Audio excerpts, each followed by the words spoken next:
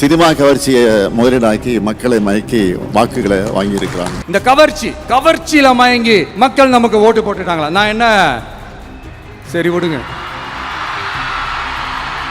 மக்கள் அவங்களுக்கு ஓட்டு போட்டா அந்த மக்கள் நல்லவங்களா, அதே மக்கள் நமக்கு ஓட்டு போட்டா அந்த மக்கள் கெட்டவங்களா?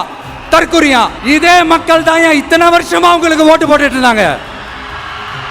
உங்களுக்கு மட்டும் என்ன வேற ஏதாவது பிளானட்ல இருந்து குதிச்சு ஓட்டு போட்டு போனாங்களா? தற்குறியாமா? தற்குறி நல்லா வருது வேணான்னு பாக்குறேன். எங்க அண்ணன் விஜயகாந்த் அண்ணன் சொல்ற மாதிரி அண்ணா அவர்கள் ஆரம்பிச்ச கட்சியை ஒரு அடிமை கூடாரமா ஆக்குனது யாருங்க சார்? இப்படி எல்லாம் ஆக்கிட்டு உண்மையை சொல்லு உடன்பிறப்பேவா. உங்களோட அந்த உண்மையான உடன்பிறப்புக்கெல்லாம் என்ன சொல்றாங்க தெரியுமா சார்? திமுக இப்படி ஆனதுக்கு காரணம், அந்த காரணத்தை வெளியில எல்லாம் போய் தேடாதீங்க, உங்க குடும்பத்துக்குள்ளேயே கேளுங்கங்கறாங்க. உங்களுக்காக மாடா உழைச்சி தேஞ்சு போய் கிடக்கிறோம். திமுக இப்படி ஆனதுக்கு காரணம் உழைக்காம சொகுசா இருக்கிற உங்க குடும்பத்துக்குள்ளேயே போய் கேளுங்கங்கறாங்க.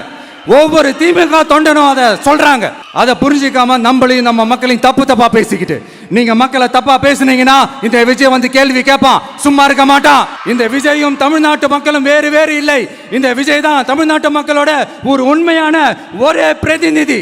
இது இன்னைக்கும் சரி, நாளைக்கும் சரி, நாளன்னைக்கும் சரி, இதுதான் நிஜம்.